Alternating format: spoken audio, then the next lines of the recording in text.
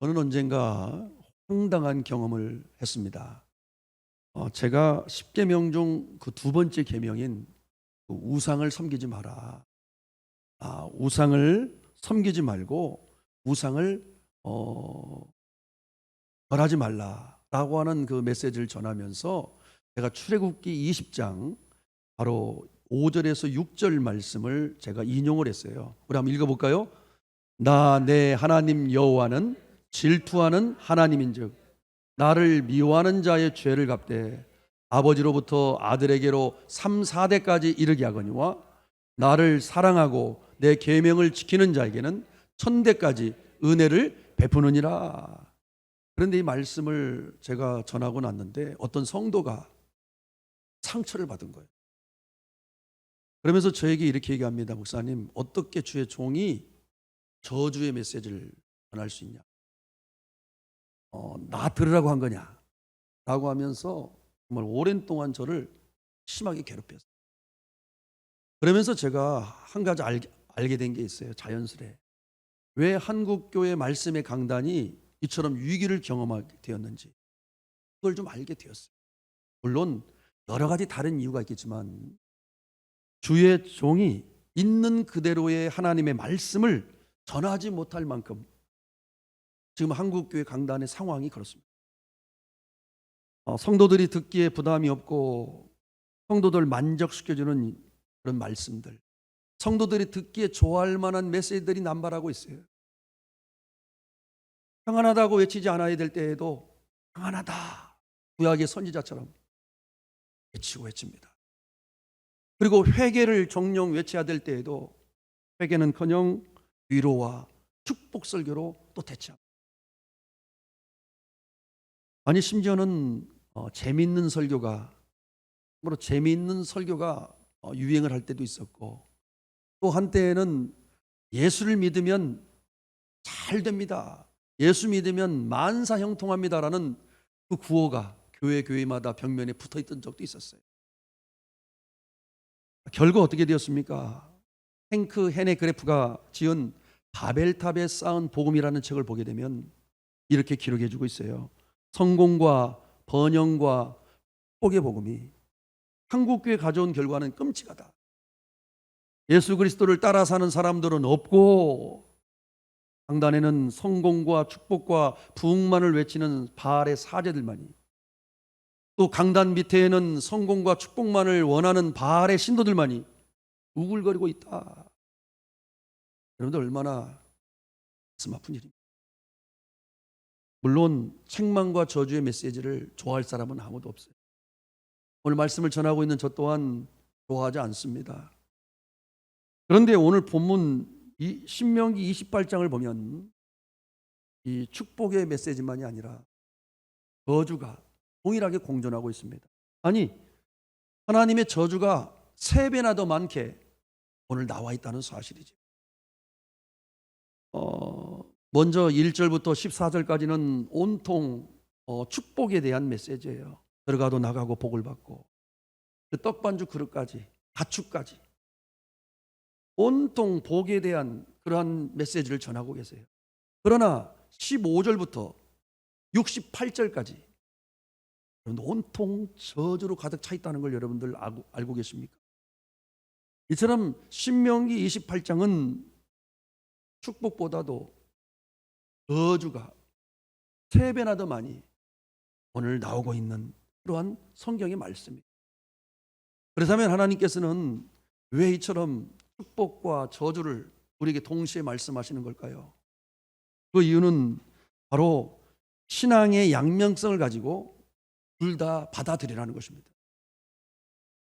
그래서 오늘 2절을 보게 되면 내가 내 하나님 여호와의 말씀을 순종하면 이 모든 복이 내게 임하며 내게 이르리니 라고 말씀하신 반면에 또 15절을 보게 되면 내가 만일 하나님의 여호와의 말씀을 순종하지 아니하면 이 모든 저주가 내게 임하며 내게 이를 것이니 라고 또한 말씀, 축복도 말씀하십니다.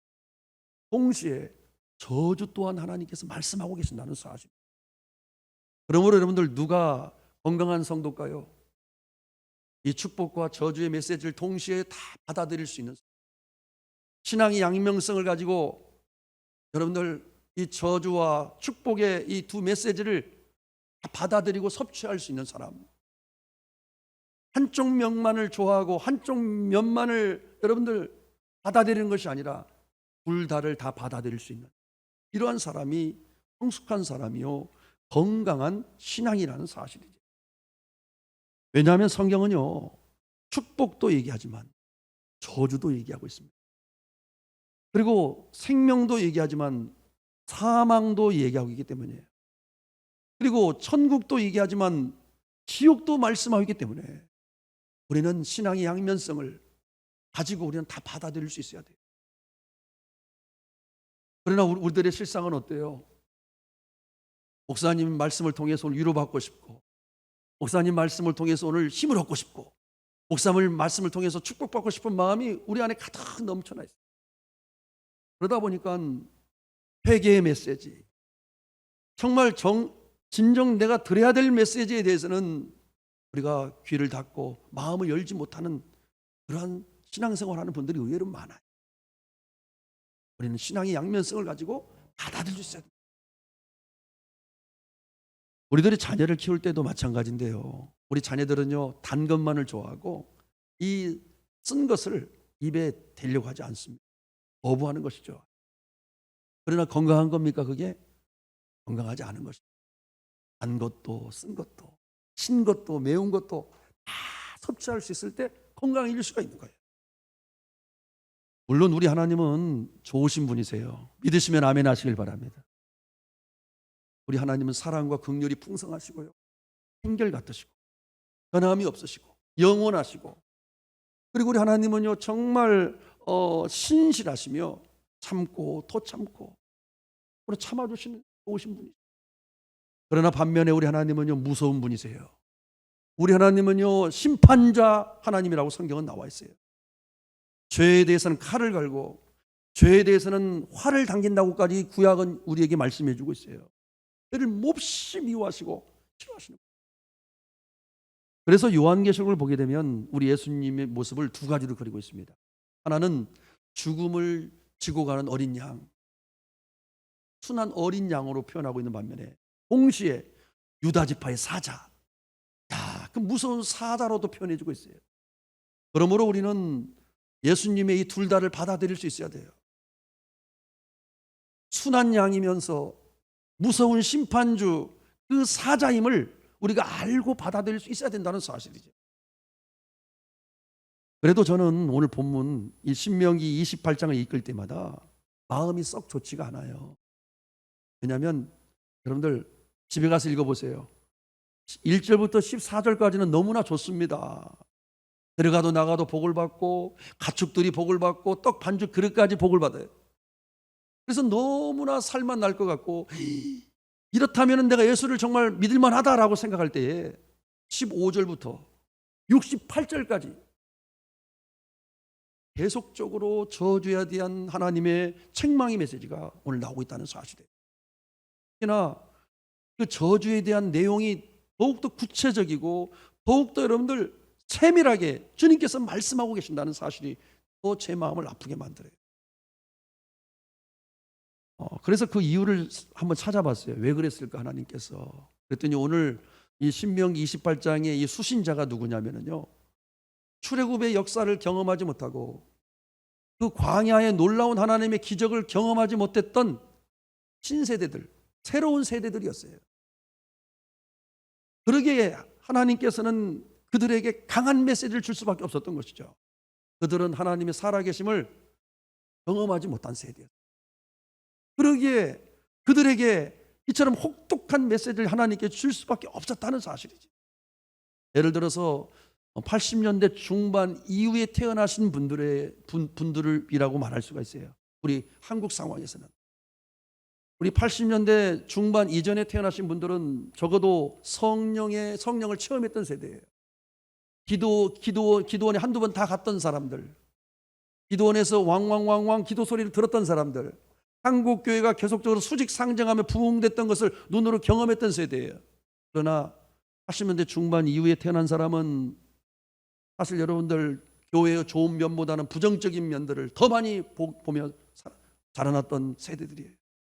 특히나 이번 코로나 바이러스 이후에 그 수구 보수 기독교 세력의 그 저급한 행동을 통해서 정말 많은 젊은이들이 하나님과 교회와 등을 돌리고 있어요.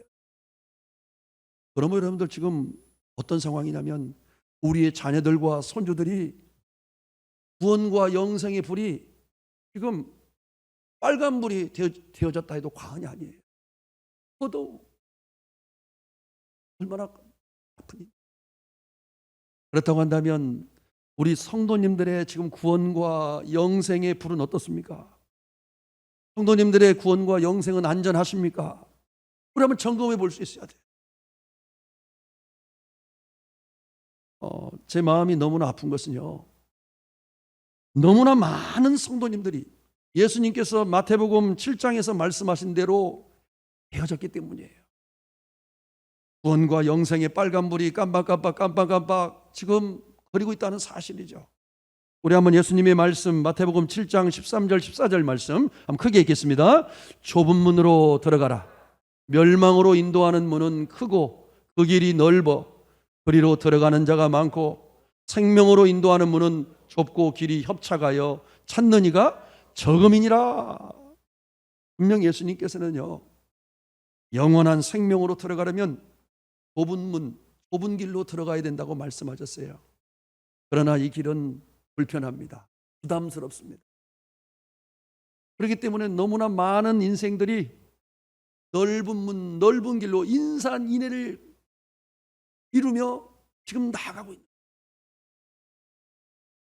불편하니까, 부담스러우니까, 쉬운 믿음을 가지고 지금 적당하게 내 나름대로의 믿음의 바벨탑을 쌓은 채로 그 좁은 문 좁은 길이 아니라 넓은 문 넓은 길을 향하여 지금 나아가고 있다는 사실이죠.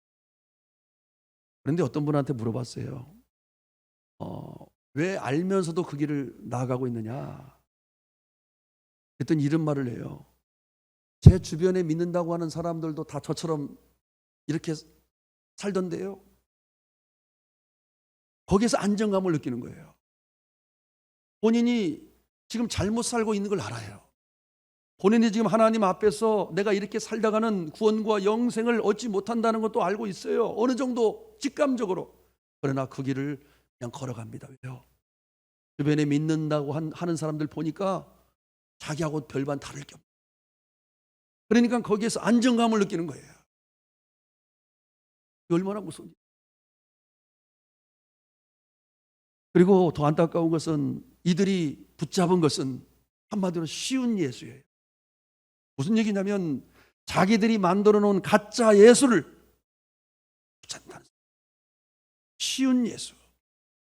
이를 제이슨 미첼이라고 하는 사람이 쓴 쉬운 예수는 없다라는 책을 보게 되면 그 우리가 붙잡고 살아가는 쉬운 예수가 어떤 예수인지를 이렇게 말해주고 있습니다. 내게 부담스러운 요구를 한 번도 한 적이 없는 예수. 생각해 보세요. 여러분들 점검해 보세요. 나를 잘되게 하고 나를 이롭게만 해주는 예수. 내 마음대로 살아도 나를 천국 가게 해주는 예수. 죄를 회개하지 않은 채 이전과 똑같이 살면서도 믿어도 되는 예수. 이건 여러분들 가짜 예수예요. 이 가짜 예수를 붙잡고 여러분들이 아무리 여러분들이 열심을 내어도 구원과 영생은 없는 거예요. 내가 만들어 놓은 쉬운 예수, 가짜 예수라. 그래서 이제 성경을 보면 천국 가기가 쉽지 않다는 성경 구절이 너무나 많습니다. 그 중에 한 가지를 소개해드리고자 하면 누가복음 13장 23절 24절인데 우리 한번 읽어볼까요? 어떤 사람이 시작? 어떤 사람이 여짜오되 주여 구원을 받는 자가 적으니까 그들에게 이르시되 좁은 문으로 들어가기를 힘쓰라. 내가 너희에게 이르노니 들어가기를 구하여도 못하는 자가 많으리라. 분명 예수님께서는 지금 뭐라고 말씀하고 계세요? 그 좁은 문에 들어가기를 애를 쓰고 힘을 쓰면 누구나 다 들어갈 거라고 말씀하지 아니하시고 그 좁은 문으로 들어가기를 힘을 쓰고 애를 써도 못 들어가는 자가 많을 것이더라고. 그래서 말. 그렇다고 한다면 좁은 문으로 들어가기를 힘쓰지도 않고 애쓰지도 않는 사람은 어떻게 될까요? 다른 말로 얘기하면 내가 만들어 놓은 쉬운 예술을 붙잡고 종교적 열심만을 가지고 따라가고 있는 성도들은 어떻게 되냔 말이에요. 분명 구원과 영생은 없을 것입니다. 확률이 적어질 것이라는 사실. 더더욱 큰 문제가 뭐냐면 목회자인 제가요, 정말 이 복음서, 이 예수님께서 기록하셨 예수님의 말씀인 이 복음서만을 제가 묵상하다 보면은요, 목회자인 저 또한 내가 과연 구원받을 수 있을까? 내가 과연 천국 갈 수 있을까? 얼마나 두려운지 알 수가 없어요. 그럼에도 불구하고 서로 약속이나 한 듯이 너무나 구원과 영생에 대하여 확신을 가지고 있는 분들이 많다는 사실이에요. 그런데 이들의 문제가 뭔 줄 아세요? 나는 천국 가는 것은 따놓은 당상이니까 하놓고 이제 자기 마음대로 살아. 어차피 나는 천국 가는 것은 따놓은 당상이고, 그리고 나서 문제가 뭡니까? 내 마음대로 살아간다. 넓은 길로. 그래서 이제 그 일각에서 천국과 지옥에 다녀온 사람들의 간증 보고가 있잖아요. 인터넷만 쳐봐도 여러분들 많이 나와 있어요. 천국과 지옥을 다녀온 사람들의 간증이. 그런데 그 구원받고 천국에 온 사람들이 많더라라는 간증 보고는 거의 없고, 대부분 그들의 증언은 천국에 온 사람들이 적더라예요. 특히나 지옥에 가봤더니 권사와 장로들뿐만이 아니라 TV에서 유명한 목사님들도 많더라. 이게 실제. 물론 우리가 영적 체험을 통해서 천국과 지옥을 다녀온 사람들의 말을 전적으로 신뢰하는 건 아니지만 우리가 무시해서도 안 된다는 사실. 그러므로 저는 오랜 동안 그 구원에 대해서 저는 고민을 해왔고, 하나님께서 저에게 올바른 구원과 올바른 신앙의 길을 전하라고 말씀을 하셔서 준비를 해왔어요. 그래서 올바른 구원이 해답입니다라는 저희 책에서 이렇게 외쳤습니다. 교회를 다니고 예수를 믿는다고 하는 수많은 사람들이 지옥에 가게 된 이유는 잘못된 구원론 때문입니다. 그러므로 무엇보다 올바른 구원의 정립이 필요합니다. 올바른 구원의 정립이 무엇보다 필요하다는 사실. 그러면서 저는 구원에 대하여 몇 가지 중요한 것을 강조했어요. 첫 번째, 따라서 합시다. 구원은 여정입니다. 무슨 얘기냐면 여러분, 한 번 구원은 영원한 구원이 아니라는 거예요. 우리는 그렇게 배워왔어요. 한 번 구원은 영원한 구원이 아니라 구원은 어떤 거냐?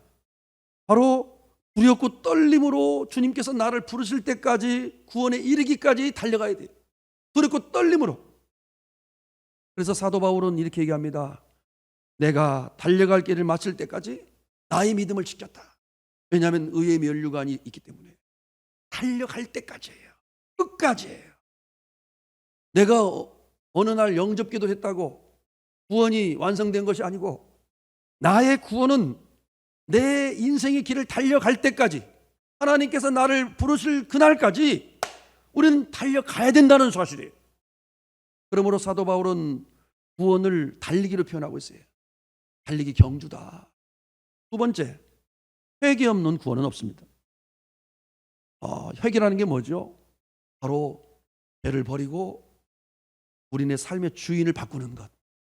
바로 이것이 회개예요. 회개 없는 구원은 없어요.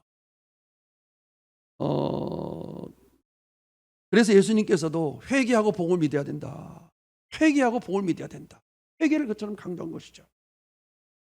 지금까지 회개 없이 천국에 간 사람이 없을 뿐만이 아니라 앞으로도 없을 것이기 때문에 회개 없는 구원은 없다. 따라합시다. 회개 없는 구원은 없다. 세 번째, 참 믿음이라야 구원을 받습니다. 여러분들, 믿음이 무엇일까요? 성경을 보면 하나님의 은혜를 인하여 예수를 믿음으로 구원을 얻는다고 얘기하는데, 믿음이라는 것을 여러분들 무엇이라고 생각하고 있어요? 믿음은요, 나의 어떤 감정이 아니에요.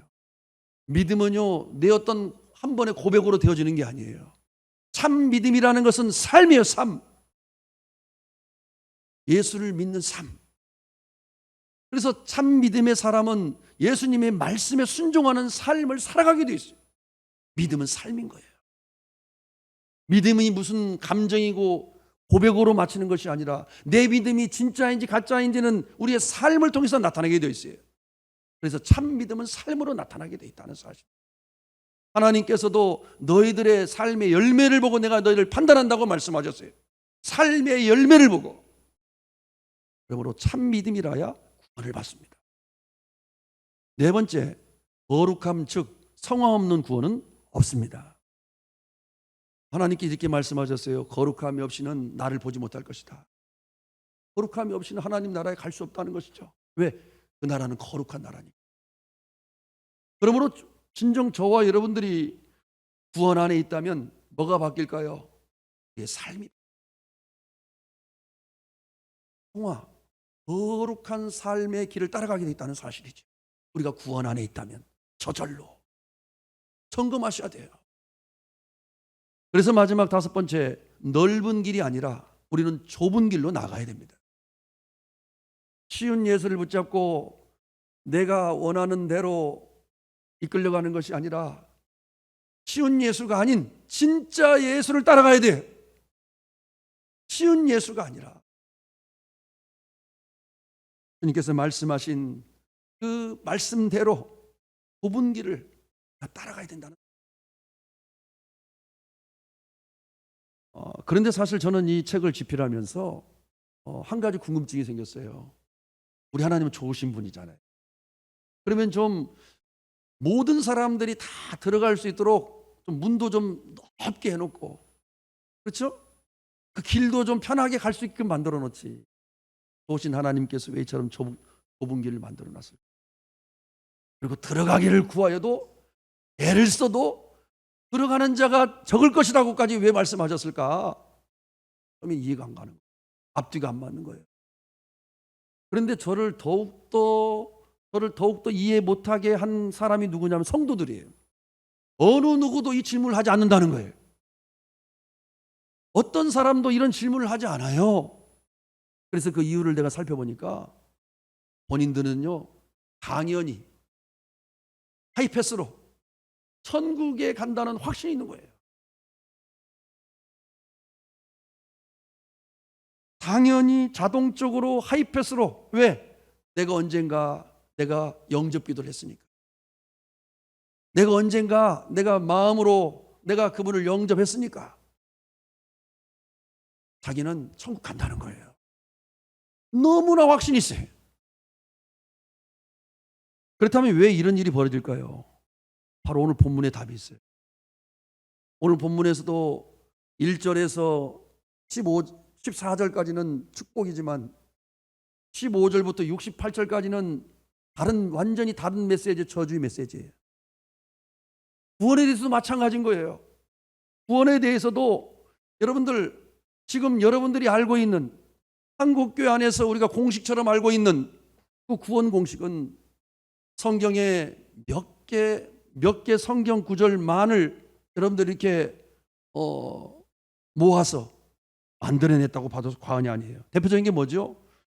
요한복음 1장 12절 말씀인데, 영접하는 자, 그 이름을 믿는 자들에게는 하나님의 자녀가 되는 권세를 주셨으니, 영접기도가 여기서 나왔죠. 그리고 또 하나 로마서 10장 9절 말씀은 뭐죠? 내가 만일 내 입으로 예수를 주로 시인하며 그리고 하나님께서 그를 죽은 자 가운데 살리신 것을 내 마음에 믿으면 구원을 얻으리니. 바로 이 두 개 구절. 그리고 몇 개 더 해가지고 불과 몇 개에 불과하지 않아요. 나머지 대부분은 다 구원에 대해서 엄격합니다. 특별히 예수님의 이 복음서를 보게 되면 서두에 말씀드린 대로 목회자인 저 또한 구원받기가 쉽지 않다는 것을 저절로 알게 돼요. 이런 것처럼 우리가 몇몇 성경 구절에 우리가 마음을 열고 나머지는 귀를 딱 닫아버린 거죠. 이 결과라는 사실이에요. 그러다 보니 이런 성도들이 많아요. 저는 당연히 천국 갑니다. 그 배포가 어디서 나왔는지 알 수가 없어요. 왜냐하면 언젠가 저는 입으로 시인했거든요. 그리고 마음으로 믿었거든요. 영접 기도를 했거든요. 이렇게 주장하는 성도들이 너무 많은 거예요. 그런데 여러분들, 이미 이런 현상을 미리 예견하고 심히 우려했던 한 사람이 있었어요.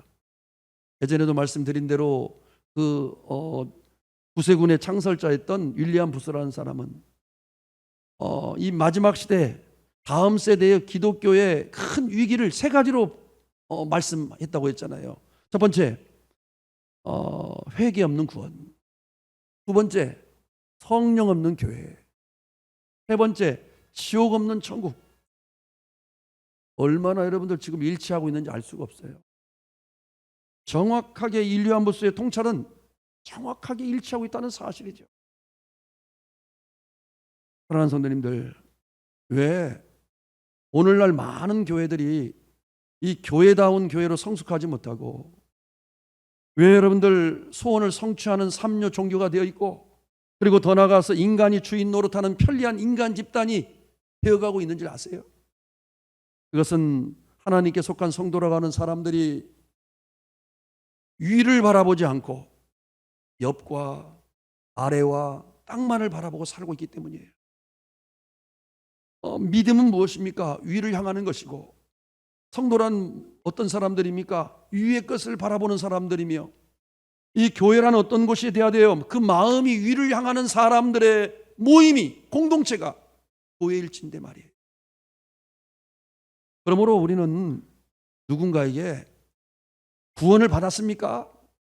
구원을 받았습니까? 라는 것을 묻는 것보다, 주님을 영접하고 믿은 이후에 이제 위를 바라보며 살기에 그 더럽고 냄새나는 죄를 이제 싫어합니까? 그 더럽고 냄새나는 죄를 이제는 정말 역겨워하고 싫어하고 있습니까? 그걸 묻는 게 훨씬 낫다는 거예요. 위를 바라보며 살아가는 것들이기에. 또 한 가지, 구원의 확신이 있습니까? 여러분들 이런 질문 많이 받으셨죠? 구원의 확신이 있습니까? 라는 질문을 하기보다는 예수를 영접하고 믿은 이후에 위를 바라보며 살기 때문에 어떠한 고난과 아픔 가운데서도 위를 바라보며 살기 때문에 끝까지 인내하며 믿음으로 순종하며 살아가려고 몸부림치고 있습니까? 이걸 묻는 것이 훨씬 더 낫다는 사실이에요. 그러므로 한마디로 구원의 증거는 우리의 한 번의 고백으로 되지 않습니다. 우리의 무슨 영접 기도니 우리의 감정으로 신뢰하고 믿는 것으로 되지 않아요. 바로 변화되었고 변화하고 있는 삶이 최고의 증거라는 사실이죠. 하나님은 우리의 삶을 보세요. 우리의 삶의 열매를 보고 판단하신다고 하신다. 하나님이시라는 사실이죠. 그래서 저는 어떤 사람이 진정 구원받은 하나님의 자녀라는 큰 증거를 두 가지로 이렇게 요약을 해봤어요. 첫 번째, 삶 속에서 죄악에 대해서 민감하다는 것입니다. 실제로 내가 구원 안에 있고 내가 정말 구원에 속한 자라면 저게 증거입니다. 여러분들 점검해 보세요. 삶 속에서 죄악에 대해서 민감하다는 거예요. 죄를 지으면 고통스럽고 죄가 죄로 깨달아지고 오늘도 주님께서 죄를 지적해 주신다는 거예요. 내가 구원 안에 있다면, 내가 구원받은 하나님의 자녀라면, 그리고 한 번 회개한 것으로 끝나지 않고 내가 오늘도 회개하고 또 회개하고 있는 것으로. 두 번째, 그럼에도 불구하고 모든 일들을 은혜로 겸손하게 믿음으로 순종하며 감당한다는 거예요. 인내합니다. 내가 구원받은 하나님의 자녀라는 증거는 어떠한 고난과 아픔 가운데서도 믿음으로 순종하며 감당이 된다는 거예요. 인내하면서 오늘도 은혜로 살고 있어야 됩니다. 오늘도 겸손할 수 있어야 됩니다. 한 번 믿은 것으로 족한 것이 아니라 오늘도 믿고 있어야 돼요. 한번 언젠가 내가 한번 믿은 것으로 말미암아 영접기도 한 것으로 말미암아 내가 천국 간다. 웃기는 거 아닙니까 여러분들? 오늘도 믿고 있어야 됩니다. 오늘도 내가 믿음으로 순종하며 인내하며 내가 견디고 있어야 된다는 사실이에요.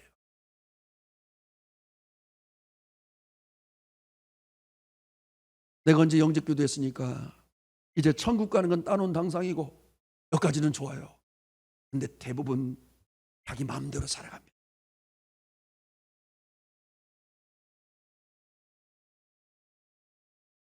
특별히 저는 이번 설교를 준비하면서 또다시 예전 미국 유학 시절에 제가 스크랩에 두었던 한 구절이 또 생각이 났어요. 값싼 은혜와 쉬운 믿음이 교회를 썩게 했다. 잊을 수가 없죠.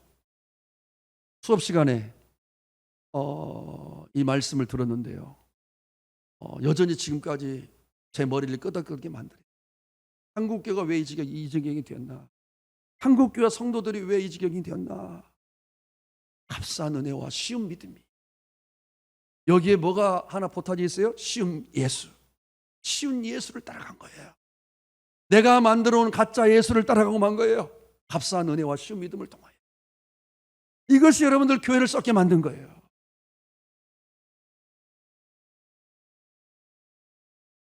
결과로 어떻게 됐어요? 넓은 길로 나아가게 된 것이죠. 멸망의 길로 나아가게 된 거예요.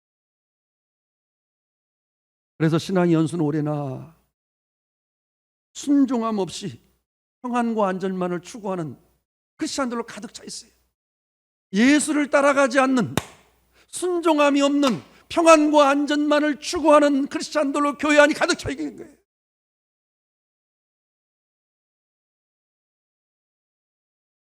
그러나 분명히 이것은 악한 마귀의 속임수예요. 악한 마귀의 최고의 전략이라는 사실이에요. 그래서 실제로 지옥 간 성도들이 많을 거예요. 지옥 간 성도들이. 그런데 마지막으로 성경을 보면 이 책임이 누구에게 있다고 예수님이 말씀하셨냐면 말씀을 맡은 자들에게 있다는 것을 예수님이 반복해서 말씀해 주고 있어요. 누가 이 책임이 있다고요? 말씀을 맡은 자들. 참 무서운 얘기예요. 심지어는 그러한 자들을 거짓 선지자라고 얘기하면서 삼가라고 하고까지 예수님은 말씀하셨어요.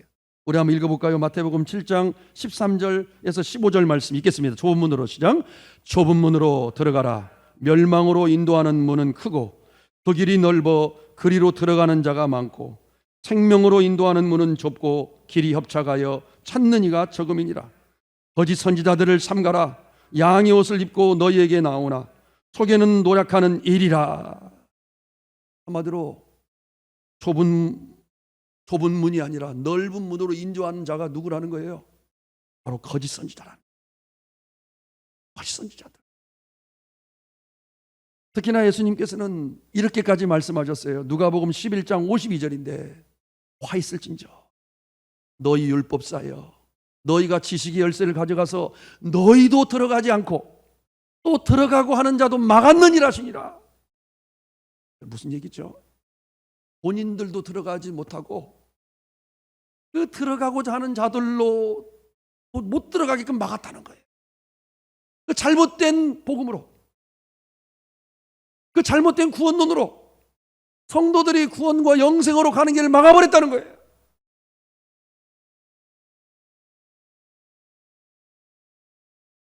더 충격적인 말씀은 마태복음 23장 15절 말씀인데요.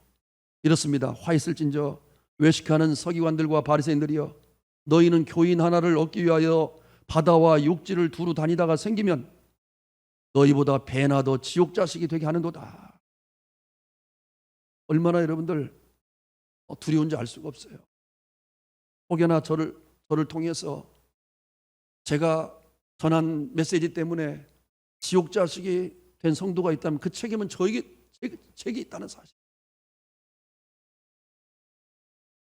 그러면서 이렇게 결론을 내세요. 마태복음 23장 33절인데 뱀들아 독사의 새끼들아 너희가 어떻게 지옥의 판결을 피하겠느냐. 정말 목사가 된다는 것이 얼마나 이것이 두려운 것인지를 새롭게 알게 됐어요.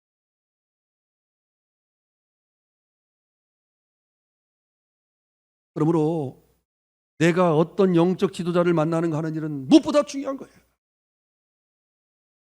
내가 어떤 영적 지도자를 만나는 일은 왜 중요할까요? 나의 구원과 영생과 밀접한 관계가 있기 때문에. 이 땅에서 우리가 잘 먹고 잘 사는 걸 돕는 게 목회자입니까? 아니에요. 그 샤머니즘이에요. 그 바알 선지자예요.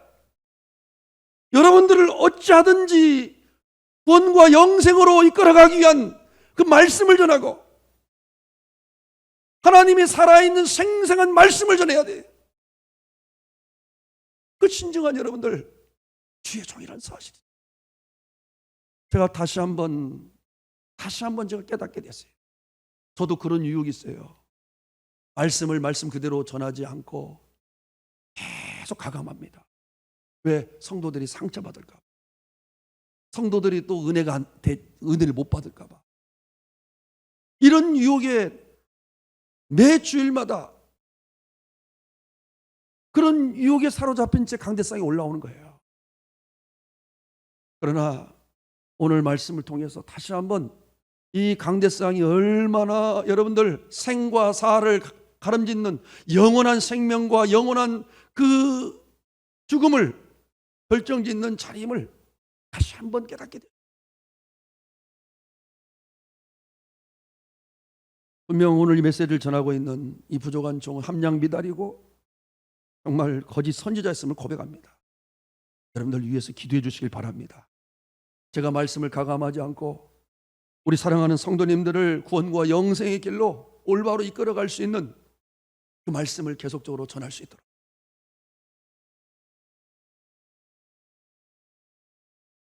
이 시간 마지막으로 다시 한번 외칩니다. 구원은 여정입니다. 회개 없는 구원은 없습니다. 참 믿음이라야 구원을 받습니다. 거룩함 즉 성화 없는 구원은 없습니다. 넓은 길이 아니라 좁은 길로 나아가야 됩니다. 기도하겠습니다. 아버지 하나님, 두렵고 떨림으로 오늘 말씀을 전합니다. 정신이 번쩍 듭니다. 하나님, 이 부족한 종 지금까지 함량미달이며 거짓 선지자였음을 고백합니다. 앞으로 하나님 두렵고 떨림으로 말씀을 가감하지 않고 올바로 전할 수 있도록 저에게 용기와 힘을 허락하여 주옵소서.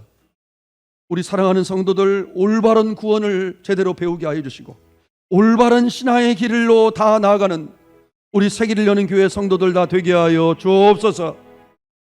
예수님 이름 받들어 기도드리옵나이다. 아멘. 우리 다 함께 일어나겠습니다.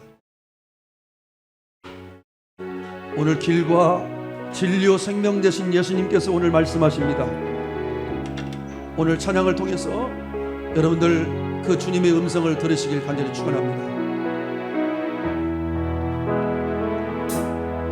안개 속에서 주님을 보내 아무도 없을 것 같던 그곳에서 손 내미셔서 나를 붙드네 길 잃고 쓰러져 갔던 그곳에서 나 그 길을 보내 그 길을 하고 길이요 진리 생명이니 나 그 길을 보내 그 예비하신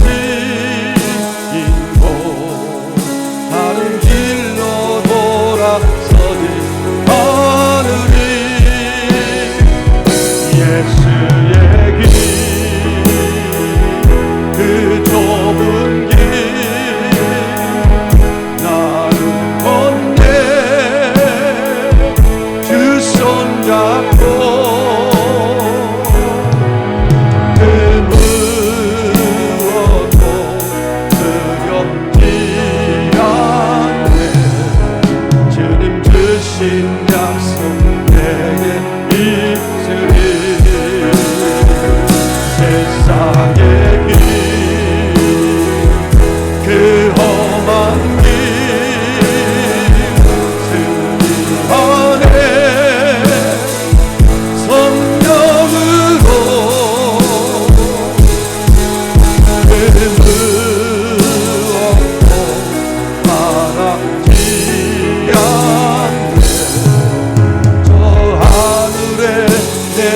우리 두 손 들고 말씀에 반응하면서 한번 열정히 갑시다.